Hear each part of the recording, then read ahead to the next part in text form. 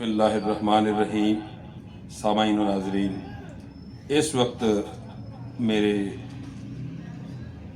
لیے بڑی ہی یہ خوشی کی لمحات ہیں کہ شہر فیصل آباد کے ایک عظیم المرتبت استاد، جید استاد الاساتذہ، جن کے دم قدم سے گورنمنٹ کالج دھوبی گھاٹ فیصل آباد آج اللہ کے فضل و کرم سے علم و نور کے خزانے لٹا رہا ہے.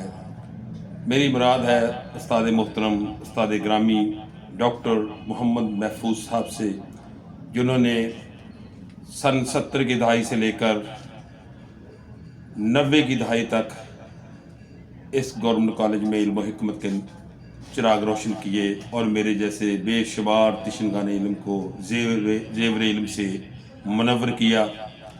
میری بات خوش قسمتی ہے کہ آج وہ تشریف لائے اور میں نے اس مختصر وقت سے فائدہ اٹھاتے ہوئے سر کے ساتھ باتوں کرنے کو غنیمت جانا. سر اپنے ابتدائی دور کے بارے میں بتائیں کہ جب آپ 1971 میں آپ 58 میں 1958 میں یہ ادارہ جوائن کیا ایز لیکچرر، اور اس وقت یہاں یہ میاں نامدار خان صاحب پرنسپل تھے.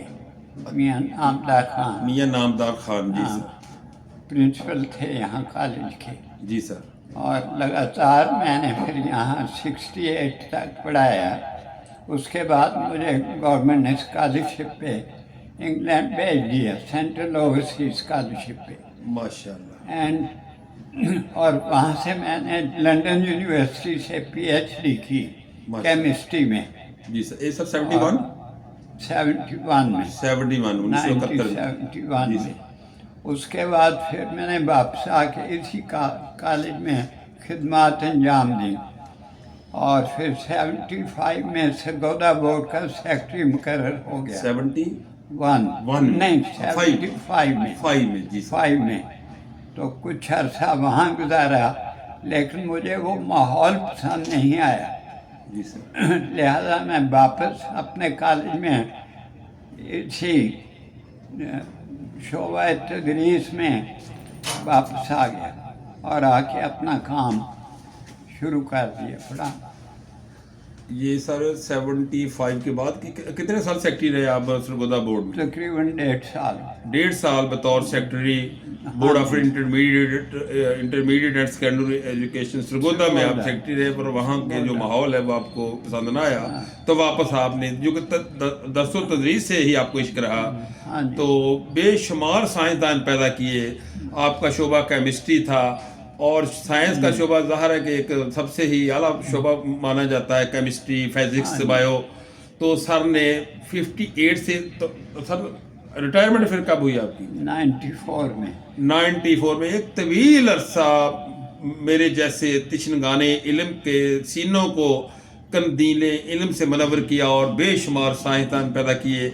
اور اللہ کے فضل و کرم سے کوئی ایسا شعبہ نہیں ہوگا یہاں پر آپ کے شاگردان نہ ہوں. آپ وابڈا میں چلے جائیں، آپ کسی اور محکمے میں چلے جائیں، تو جہاں بھی سائنسدان بیٹھے ہوئے ہیں، ڈاکٹر، انجینئر، پروفیسر. اور ایون کے سر سے بات ہو رہی تھی فرزانت علی بصرہ صاحب کے حوالے سے.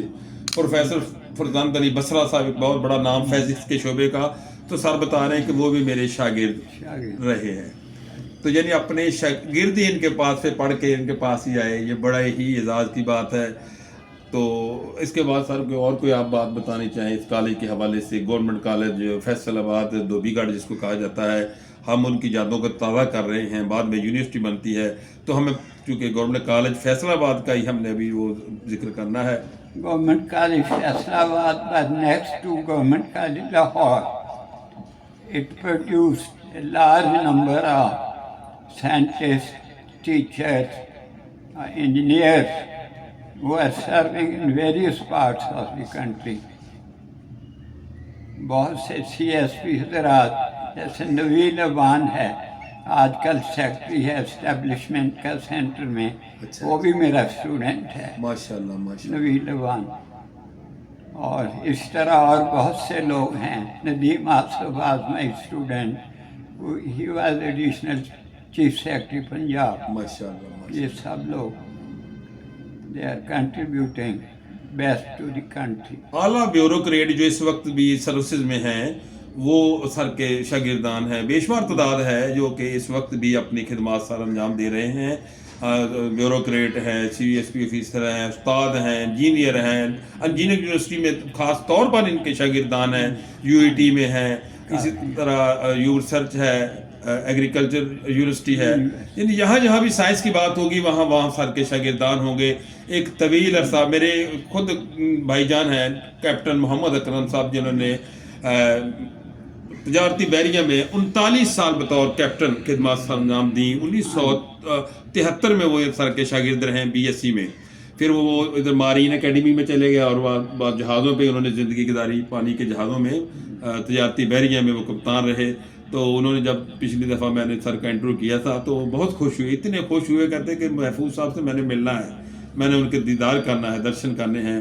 تو پھر میں نے سر کی پچھلی ملاقات ہوئی تو میں نے پھر بات بھی کروائی.